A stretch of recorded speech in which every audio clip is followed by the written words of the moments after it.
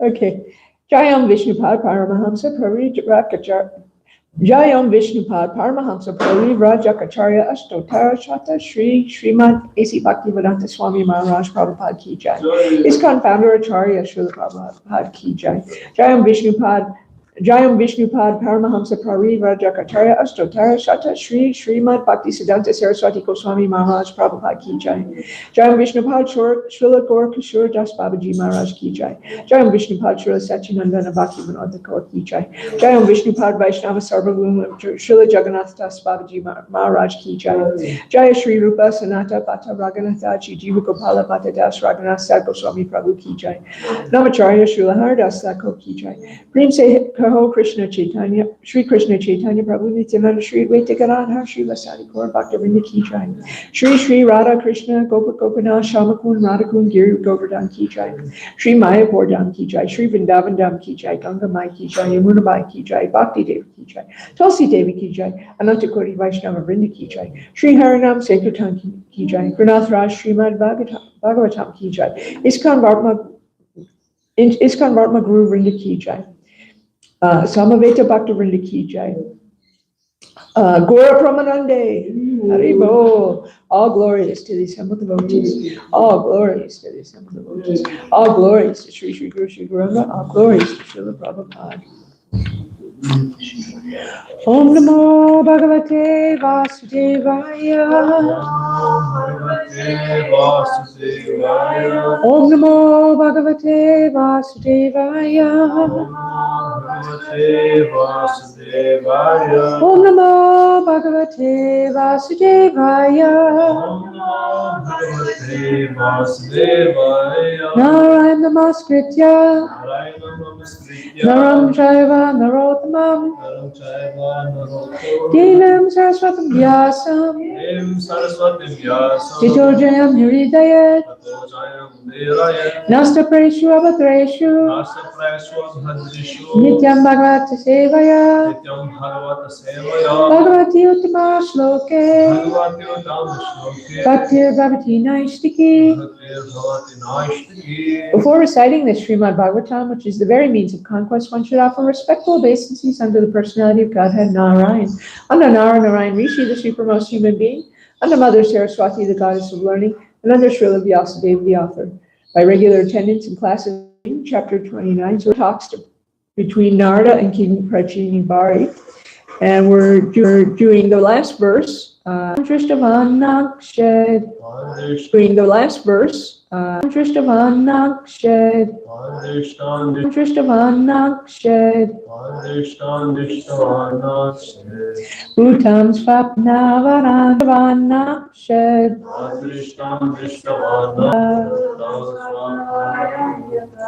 Bhutam bhava bhavish. Suptam sarvarahora.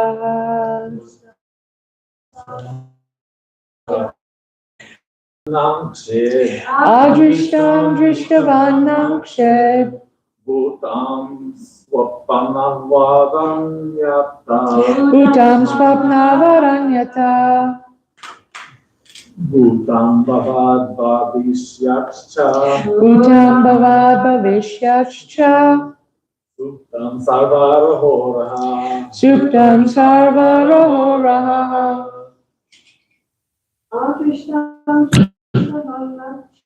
Adrishtam drishtavanakshad. Bhutam swapnavaranyata. Bhutam bhavad bhavishyascha. Suptam sarvarahoraha. Okay. Adrishtam drishtavanakshad. Bhutam swapnavaranyata. Bhutam bhavad bhavishyascha.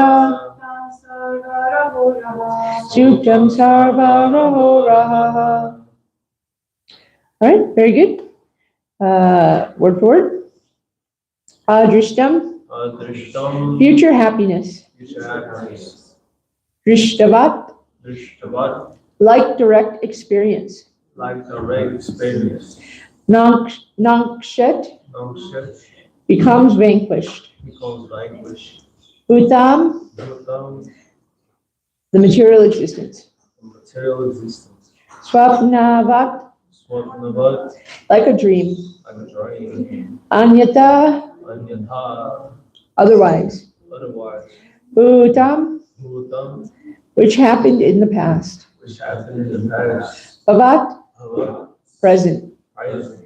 Avishyat, Bhavishyat, future. future. Cha, Cha, also. also. Suptam, Suptam, a dream. a dream. Sarva, Sarva, of all. of all.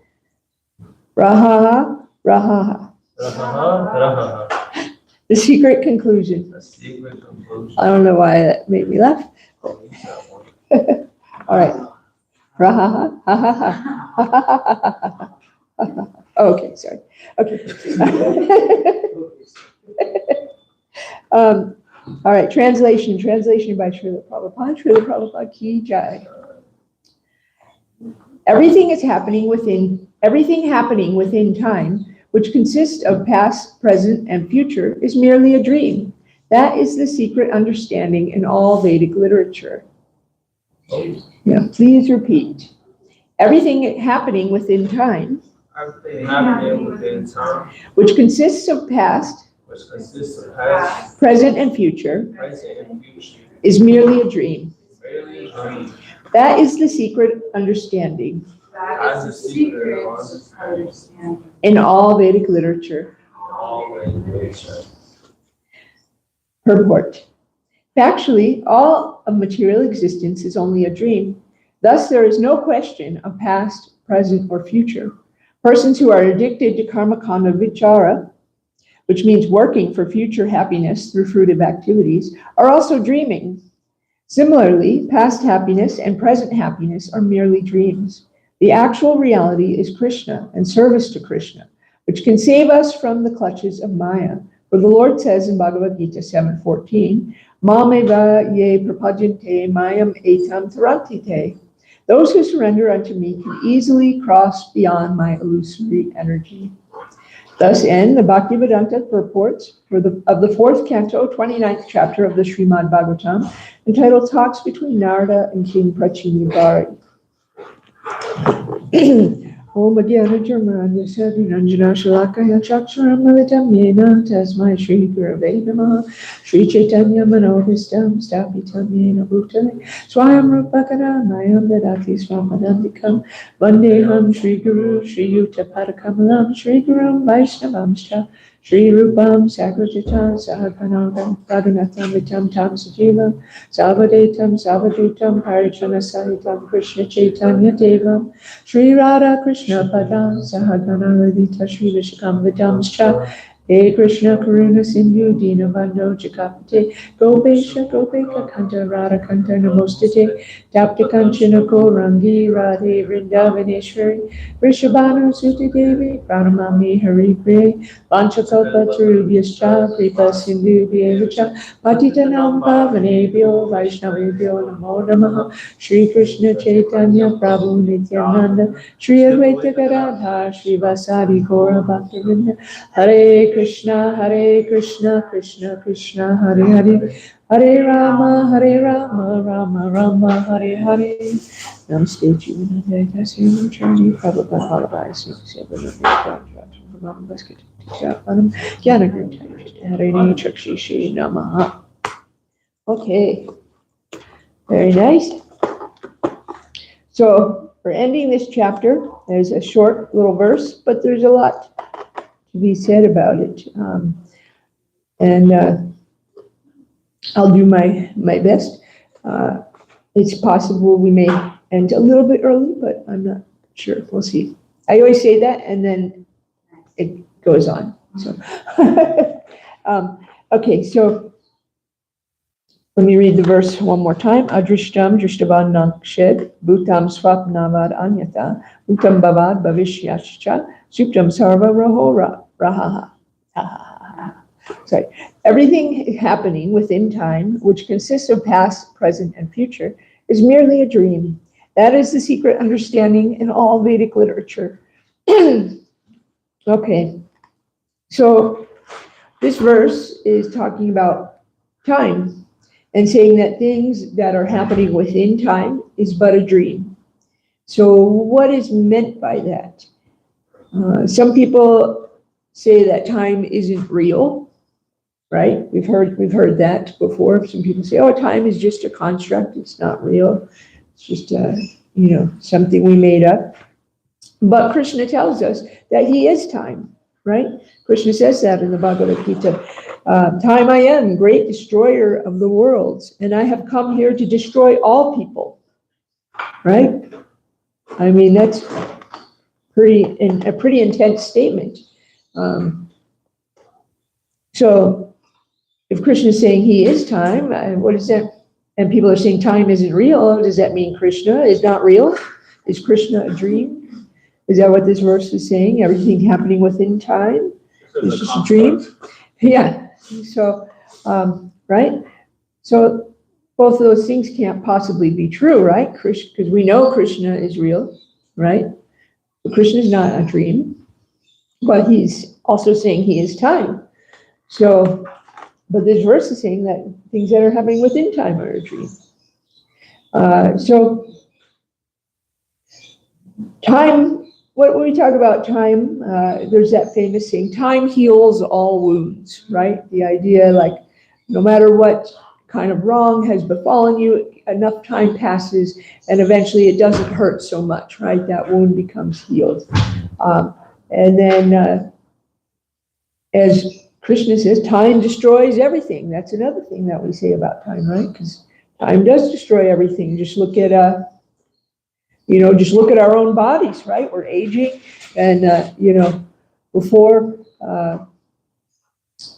my hair didn't used to be gray up here, and my face wasn't starting to sag down like this, but as time progresses, we can see that my knee didn't hurt so much, right? My back, and then also we see.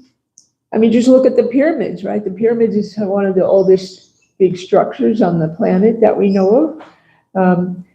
And still, we can see them becoming, degraded.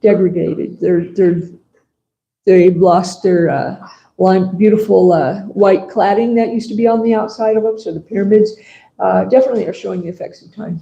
Empires, great empires, right? I love reading history about the Roman Empire, right? But time destroyed that, right? And then ultimately death. We can see time comes for us all in the form of death, right? We have to all die. All the animals have to die. The plants have to die. We have to die. So we know that time seems pretty real, not so much like a dream. So why would this verse be saying that? You have a comment? Well, you were asking. Oh, yeah, go ahead. I was gonna say because just like a dream, the experiences isn't like our actual self. Like Yeah. a dream, we're experiencing, I'm fine, I'm being attacked, or this or that. But in reality, we're not. So just like that, we're experiencing all these things, family, this, that. But ultimately, none of these things are sustainable for real. Yeah, exactly right. Yeah, because actually it's not our constitutional position to be under the influence of time, because we're eternal. Krishna tells us, never was there a time that I did not exist, that you nor all of you, or that there never was there a time that I did not exist, nor you, nor all these kings, and never in the future shall any of us cease to be, right? Krishna tells us that. So that means we're eternal. So it's actually unnatural for us to be under the influence of time. So now there is time in the spiritual world, but it's not, the people there are not under its influence, right? They're not experiencing birth, old age, disease, and death. They're not at the mercy of time in the way that we are at the mercy of time, right? And so another thing that people will say that's very much related to this is that the material world is false, right? This, Srila Prabhupada tells us about so many Mayavadis that always like to preach the material world is false, it's not real, it's just an illusion. And we also say that, right? We also say, oh, well, the material world, it's an illusion. But it's not false, it's real. Because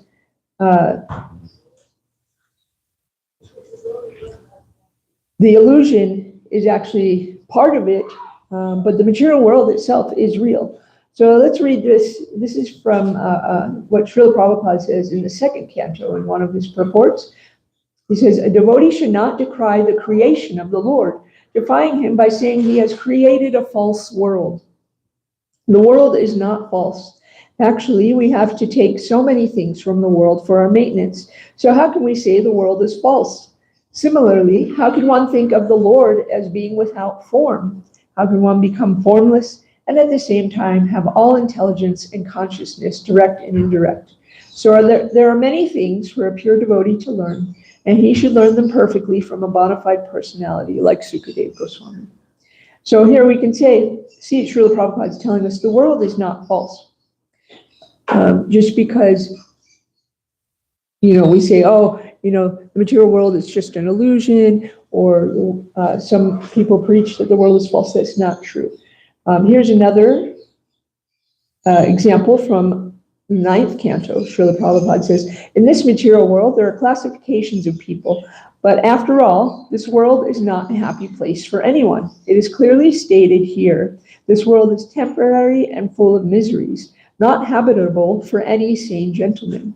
This world is declared by the Supreme Personality of Godhead to be temporary and full of miseries. Some philosophers, especially Mayavadi philosophers, say that this world is false. But we can understand from Bhagavad Gita that the world is not false, it is temporary. There is a difference between temporary and false. This world is temporary, but there is another world which is eternal. This world is miserable, but that other world is eternal and blissful. So we can see the distinction here. It's not false, it's just temporary. So this is what we mean by illusion, right? Is that people that are focusing so much on the material energy, they're focusing on these temporary things instead of these eternal things. And so that's actually an unnatural position for us. And that causes so many problems. So in the Krishna book, Srila Prabhupada says, the example may be given that when a person is angry, he does things which are different from his normal condition of life.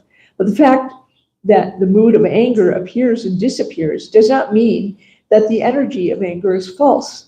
As such, the argument of the Mayavadi philosophers that this world is false is not accepted by the Vaishnava philosophers. The Lord himself confirms that the view there is no supreme cause of this material manifestation, that there is no God, and that everything is only the creation of the interaction of matter is a view of the Asuras. The Asuras, right? So it's a demonic view to think that way. Okay, so then how about you, Guranga? What do you think? What do you think we mean when we say, oh, this material world is an illusion? Other than it's temporary, yes. So go ahead. Also say, material world is like a dream. So when you're dreaming, you are dreaming, you get a feeling for something, you really have to be dreaming, you think really it's real. But when you wake up, it's like that. So in this material world, people are so much until they belong, that when they die, that's like so much love. Yeah. Because, it's like a dream. Yeah, exactly. It's not false, like the saying, it's not false. It's because we're identifying with that. That means Krishna is false also. Right. Krishna never creates something false. Everything he creates is real. Right. Exactly. Yeah, it's because we're identifying with that, right? We're identifying with this temporary material world. We're putting importance into this temporary thing, and we have this kind of false identity, like you said, like we're dreaming, like I'm dreaming that I'm Lalita Priya and I'm from Tucson, Arizona, and and I'm 44 years old now, 44 years old. Yeah. And so, this is just a dream, because actually I'm eternal. I'm not 44 years old. I'm far older than that. Yeah. And so actually we're eternal, and we're full of knowledge, and we're full of bliss. But right now I can't even remember what I had, for breakfast yesterday. So probably rice, dal, and sabji, but but that's only because that's what we have every day. So yeah, and so it's the illusory part is the importance that we attach to this lifetime, right? And the idea that these identities that we have now is who we truly are. And right now we can see people get so invested in their identities, it causes them a lot of strife and anxiety in their way they deal with the world, right? Because people are so invested in their identity, they have to find a label, and say, okay, I'm part of this group, I am part of whatever group, I'm a Democrat, I'm a Republican, and those other people, they're different from me because they're not the same as me. And this is causing so many conflicts, and actually is causing us to not see our own true identity, but also to not see the true identity of the other people that are around us, right? Because everybody is this eternal spirit soul. And so this is causing so many conflicts, right? We see it most terribly in politics right now. It's very derisive, right? We have people killing other people because they don't like their politics and what they said. And that's really unfortunate. So let's see here. This is what Srila Prabhupada says in the second canto. And also what he was saying in this purport here, right? It says, persons who are addicted to karma kanda vichara, which means working for future happiness through fruitive activities, are also dreaming, right? We're trying to make ourselves happy by focusing on these temporary things. So this is what Srila Prabhupada says in the second canto. The jivas, the living entities, are mentioned in Bhagavad Gita as the Lord's superior nature, or para-prakriti, and also it is mentioned in the Vishnu Purana. Therefore, the living entities are never the Purushas or the factual enjoyers. As such, the spirit of enjoyment by the living entity in the material world is false. In the spiritual world, the living entities are pure in nature, and therefore they are associates in the enjoyment of the Supreme Lord. In the material world, the spirit of enjoyment of the living entities, by dint of their own actions, or karma, gradually fades by the laws of nature, and thus the illusory energy dictates in the ears of the conditioned souls that they should become one with the Lord. So it is actually our enjoyment that is false. Because we try to make ourselves happy in so many ways with temporary things. But we know, Krishna tells us that happiness is going to come and go of its own accord, right? We don't need to make any special endeavor. Also, distress is going to come and go of its own accord. We don't need to make any special endeavor for that either. Because if it's in our karma to have, tons of enjoyment, then we will. And if it's not, we won't. The example, I think Kirtanya, yes, mentioned this yesterday, but it might have been somebody else. But there's the classic example of, someone, he was talking about that the man who was given some gold, and then he immediately got robbed. And so he was a beggar, and he immediately got robbed. So he had the gold for a short time, but then somebody robbed him, and he didn't have it anymore. Then he got a diamond, and he dropped it in the river, and because it at that time wasn't in his karma to have that level of wealth, right?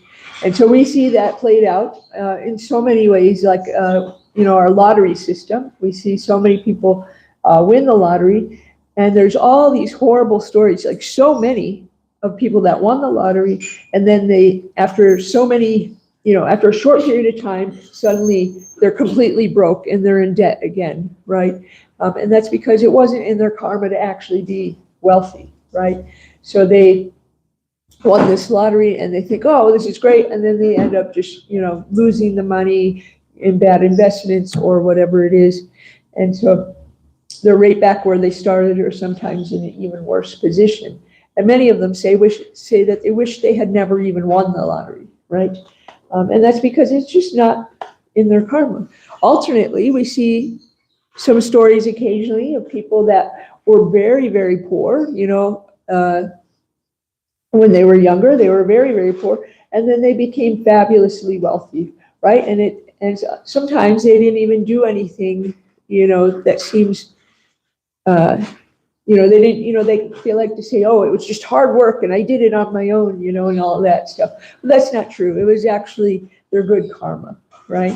That allowed that to happen for them. Because there's so many people that are working hard, that are working very hard, and they're not having that same results. So we're trying to make ourselves happy with these temporary things. So we do this, of course, with like cars, trying to get new cars. I'm going to get a new car, that's going to make me happy. Or relationships, that's a huge one for people, right? If I could just find somebody, then I could really be happy, right? I think that's the most common one. I know if I just find the right person, then my life will be beautiful. It'll be wonderful. It'll be beautiful, right? Everybody thinks this, right?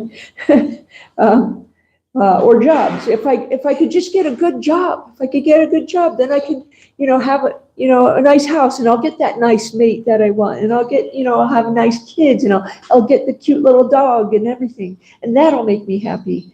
Or even philanthropy, right? If I could just help all these people that are in such distress, I could build a hospital for the sick, or I can feed all the hungry, then I can be peaceful, then I can be happy. But actually, none of these things is going to help us be happy. It might satisfy us for a short period of time, but ultimately, it's not completely satisfying because all of these things are temporary.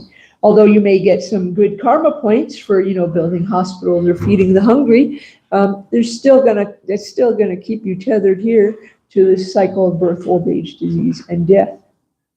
So it's a little bit like a cat. So cats, they need protein to survive. They have to eat meat. That is what their bodies are designed for, right? But I've seen a lot of times, they have crazy cat ladies, right? These ladies that have more cats than they can afford to take care of. And I've seen many shows, like animal rescue shows, where they would go to rescue some of the animals, and the lady there, she obviously loves her animals very much, but she just is not capable of taking care of them. She doesn't have the resources. And a lot of times she ends up feeding the cats rice, right? And so these cats are eating rice. And so what it's doing is, it's filling their bellies. And so temporarily they're satisfied. They're like, okay, my belly's full. I'm no longer hungry. But it doesn't have what they need in it, right? And so ultimately the cats end up starving to death, even though they have full bellies, right? Because they're not getting the nourishment that they need from that rice. And so that's what we're doing with these cars, with these relationships, with these jobs, with this philanthropy, right? We're trying to give ourselves nourishment, satisfy ourselves, but it's not what we need. It doesn't have the nutrients that we need. Do you have a comment, or are you just stretching? No, sorry. I have a comment though. Okay, go ahead. Don't they do make vegan cat food now? I do know that, yes. I figured you would. Yes, yeah. And so that's what we're doing. We're trying to nourish ourselves. Yeah, of course. So like some people, when they get married, women or the man, would say, I would change, I would go with another man, because I'm not happy with the person, the company. Yeah. So when they go to the next, Yeah. they still not happy. No. So but actually what happened in my real life, I was married, I was not really happy. And you know what? I went back. Like mission consciousness. Yeah. I'm not disappointed. And now you're happy. No, you're lying. I see you moping around all the time. No, you're always cheerful and happy and laughing and joking. And So that means the Krishna, when he says he's a real happy. yeah, We look for happiness, we look with down, still not happy. Exactly, and we see that happen so much, right? People think, okay, yes, this person's gonna make me happy and my life's gonna be great. They get married, and then after so many years, oh, suddenly they're like, do you have to breathe like that? Right? And they die, and they still want to. I can't believe you're blinking like that, you know? They just get so irritated, and so then they move on to someone else. How dare you digest your food that way? No. And so these are, of course, exaggerations, although I have heard some variations on this. But, you know, generally you just say, oh, we're not compatible anymore, or we want different things, you know, these kind of things. Right, and so, exactly, so we're trying to nourish ourselves with these things that don't have the nutrients that we need. Right, and the nutrient that we need is service to Krishna. That's what the nutrient that we need. So the 2 points here is basically that the material world is real and time is real because both are the energy of Krishna.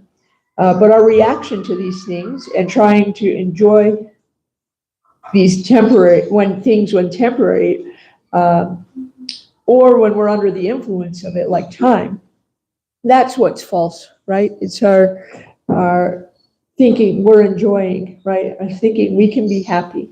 That's where the falseness lies. By thinking, oh yes, I am, you know, Lalita from Tucson, Arizona, I'm 44 years old, thinking that these things are me, that is what is false. Huh? I'm 80? Yeah, okay, you caught me. Actually, I'm eternal, Prabhu. Yeah, I'm actually eternal, so I'm far older than 80 or 44. Yeah, so that's what the false dream or illusion is. So, like, I always like to tell a few stories. So this one's one of my favorites, and I'm sure you've heard it before, but I really love it. Although there is some question about where this story originated from. So if anybody knows, please let me know. I've done some research. You know which one I'm going to do? Huh? Yeah. So we're going to talk about Narada Muni and Krishna and the glass of water. So Narada Muni, he's a great sage. And he lives, you know, for thousands and thousands of years. He wanders all through various universes. I mean, I personally think he has like the coolest job in the whole, in everything. He just travels around and talks to people about Krishna, instigates things to happen and draw people closer to Krishna. I mean, and personally, I think he's really cool. Like he's kind of like a transcendental space rock star.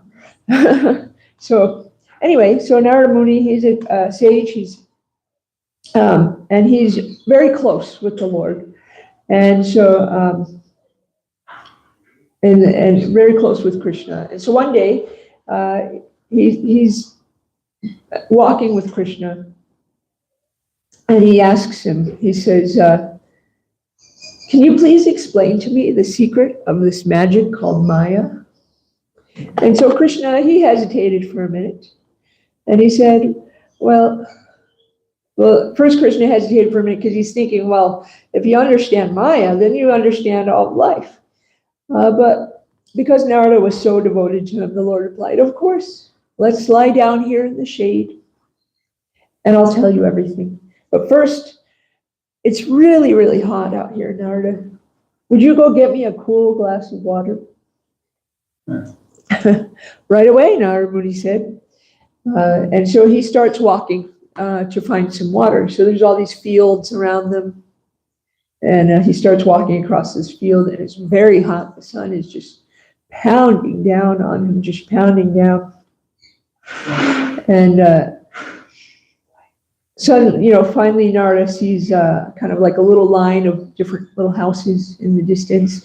And so he's like kind of walking as fast as he can to get over there. And by this time, he's so hot, it's like almost unbearable. And he's thinking to himself, when I get there, I'm going to ask for 2 glasses of water because I also need a glass of water.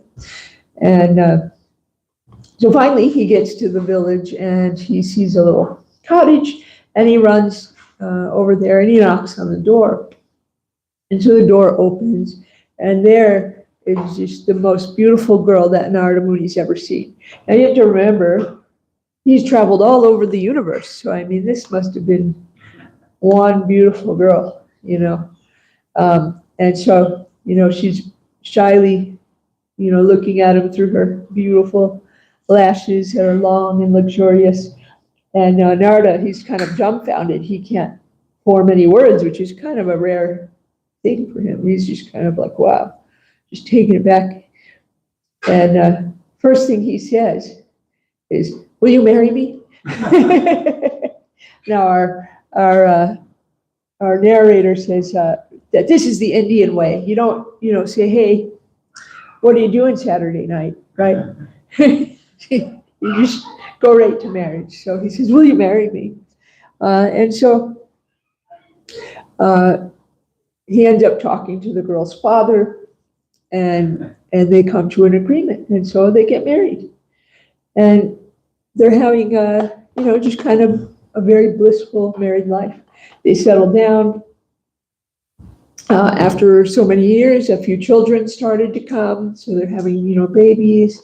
And Narada's house became very full of life, right? It's full of all the things that make family life, go on, right? There's, always someone needing to be fed, someone needing to be bathed, somebody, needing instruction on how to do this and that, and so all these things. And so the years pass. Narada and his wife are engrossed in raising their children and their family, and they're quite happy. And so then one day, the children grew up, and now it's time for them to start their own family. So the children grew up, they marry, and now grandchildren start arriving. And so, I mean, how wonderful to see the child of your own child, to look into that grandchild's eyes and really see that family line being carried on. It's just very blissful. And so this is going on, and Narada became a patriarch of a great family. He became very well respected in the village. The other villagers would come to him and ask his opinion about things. What kinds of crops should they plant? What should they do for the what kind of household things should they do? Should they put this kind of roof on or that kind of roof? Whatever. Just the kinds of things that villagers talk about. And one day his wife looks at him and says, don't you think being grandparents is the greatest thing on earth? Right? Because you can give the kids back when they get cranky, right? You don't have to, or when you need to be changed, you just hand them back to mom or dad. So it's like all the good stuff about raising kids and none of the kind of mundane, boring things, right? So then one day it started raining and raining and raining, and this big flood came. The whole village was flooded, and the whole village just became like a raging river. And suddenly Narada, seeing everything that he loved and he lived for, is vanishing before his eyes. He's seeing his neighbor's house get washed away, right? And then he sees his other neighbor's house get washed away. And suddenly now his house gets washed away. He sees the walls just crumbling into the raging river. And then he sees his neighbor's cattle, his cows going by. And suddenly his cows are going by. And he's like holding on to his cows. He's trying to not let them go by, right? And then he can't hold on any longer, so they go by. Suddenly he sees his most beautiful, most favorite dairy cow, right? And he says, no, I gotta save at least just her, And so he's holding on to her. And the river's just too fast, and he can't hold on to her any longer, and she goes. And so Narada is devastated. So he's just holding on to his family. He's holding on to his wife. He's holding on to his grandkids. And suddenly the grandkids start getting carried away one by the water. And everybody's crying and screaming. And Narada's completely distraught. He's holding on to his beautiful wife. And suddenly he loses his grip on her and she leaves. She goes. And Narada is so distraught. Everything's swept away. His neighbors, his family, his children, his house, his cows, everything swept away. And so finally Narada cries out, Krishna, Krishna. And at once the raging floodwaters disappear. And there's Krishna standing casually under the tree where they had just started. And he says to Narada, where's my glass of water? Yeah. What? Yeah, it's terrible, right? And so we can see Narada, he was so identified with that family life. His cows, his wife, his children, his grandchildren, his neighbors, his village. And all of it was taken away and he was completely distraught. But that's when he suddenly was able to remember Krishna and then realized, no, his true identity is an eternal spirit soul. It's not Narada, the family man from that village. Yeah. So another story, there's one more story which I really love. This is, yeah, go ahead. Number one, I never heard that story.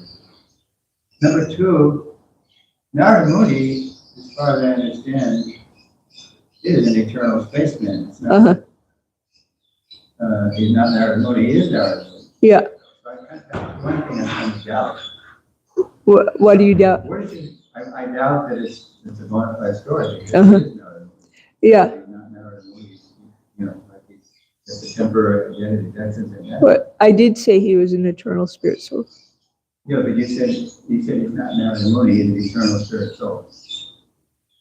No, I said he's not Narada Muni, the family guy in that village.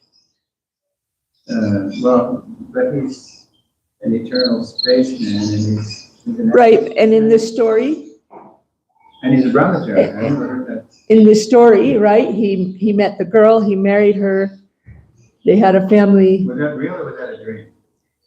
Did you not hear the beginning of the story? Yeah. Okay. Yeah, it's. He asked Krishna Yeah, to tell him about Maya. Yeah, and then. And then Krishna said, "Oh, but I first I need a glass of water." Mm-hmm. So did that actually happen? But that's the point of the verse. And that's the point of the story too, Prabhu, is that it's Maya. It's basically illusion, right? And so Narada Muni isn't a family man, right? Right? He's an eternal spaceman, right? And so he's not a family man in that village with that wife, with those cows, with the grandchildren, right? That's not him. Krishna just put him under the illusion, and it's like with Arjuna. Yeah, because that's what he asked for. Well, he asked him, he didn't, Krishna just answered the question in a different way. All right, anyway, second story. Okay. Okay. Never heard that. Where did you get that? Yeah, you'll have to look it up because I also said that in the beginning that, Yeah. yeah. Okay. Okay, so.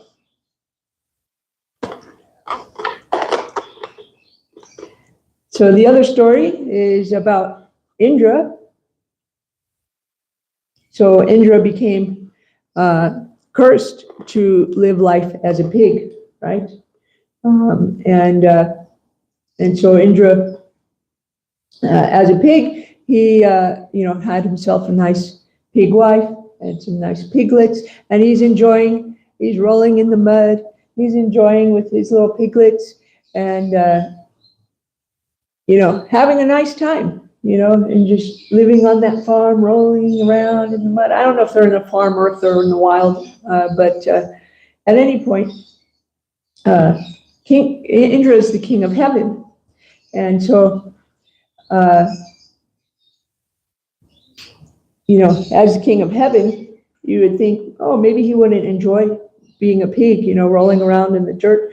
But he had become so invested in that identity as a pig that when some others came to get him to have him return to heaven because they needed him to take care of the administrative details that were going on there, he didn't want to go. He wanted to stay because he was enjoying himself so much as a pig. Huh?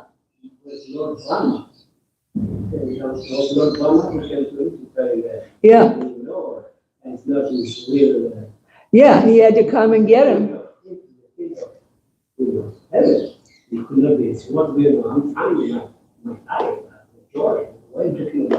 Yeah. Yeah, and so Lord Brahma had to come and get him because they needed him in heaven. And he had to say, no, this is not who you are. Wake up, this is not who you are. And so they ended up kind of having to forcibly bring him back out of his pig life. And so in that way, that's us, right? We're thinking, oh yes, I'm enjoying so much. I'm enjoying living here in Tucson, Arizona, with whatever job I have, and my spouse and my beautiful kids. I'm enjoying so much. But actually, this is not our eternal position. We're eternal spirit souls, right? And so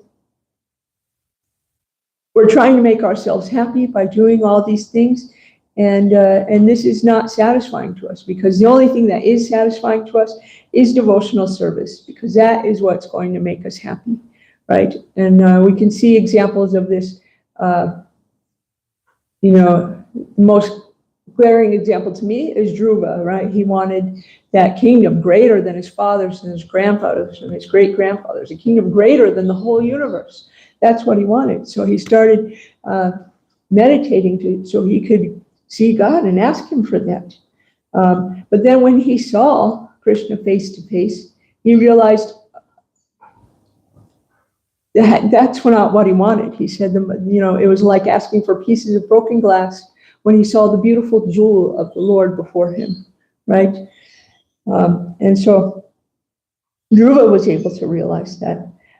King Chitraketu also was able to realize that, right? When his son, he wanted a son so badly, when he was finally given a boon to have a son, even though he was told by Sage Angira that, this son's going to be the cause of great jubilation, but also your greatest lamentation, right? But King Chitraketu didn't care. He wanted that son.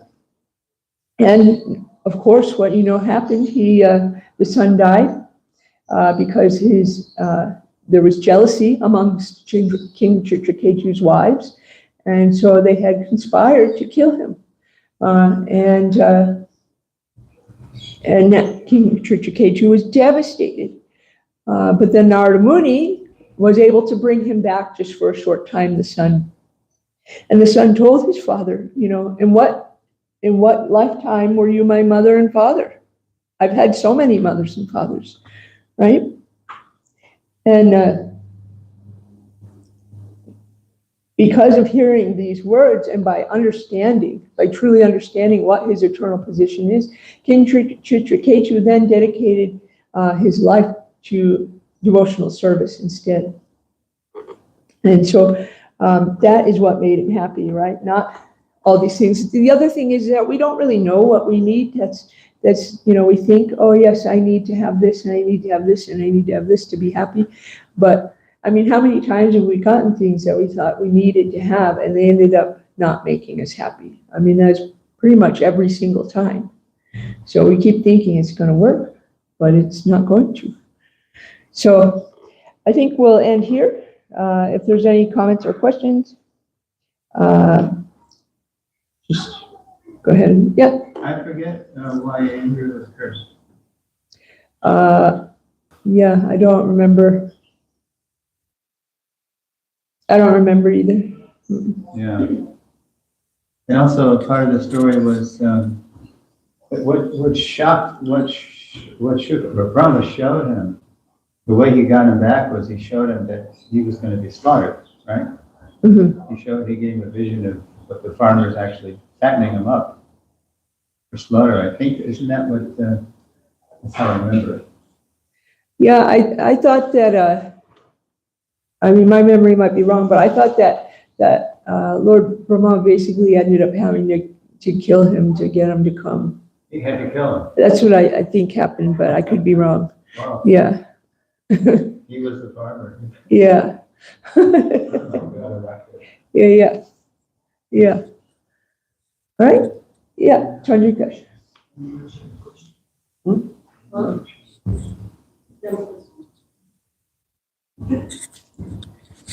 So obviously, everybody in the world is feels like they're connected with time, because that's kind of why they're here. So it's like time is relative. But everything, all our emotions are also connected with time, because we're worried about time, we're worried about getting places on time, or we're worried that someone's going to die before their time, or it's always time, which is the thing that everybody's really worried about. Ultimately, have I got time to have children in my life? Because of the time clock of the body system and all those things. So, it seems like that's the main, in a way, cause of fear. It's fear of time because of everything being. So it's like, as you're saying, devotional service is really our only escape.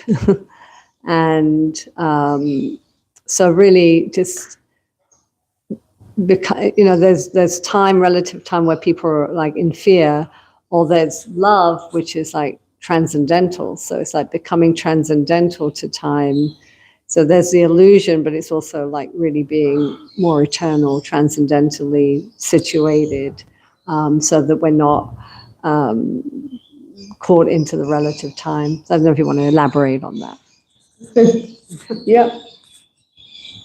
True. Yeah, I think that's very nice. I mean, yeah. All right, is there any other comments or questions? Yeah, Arjuna?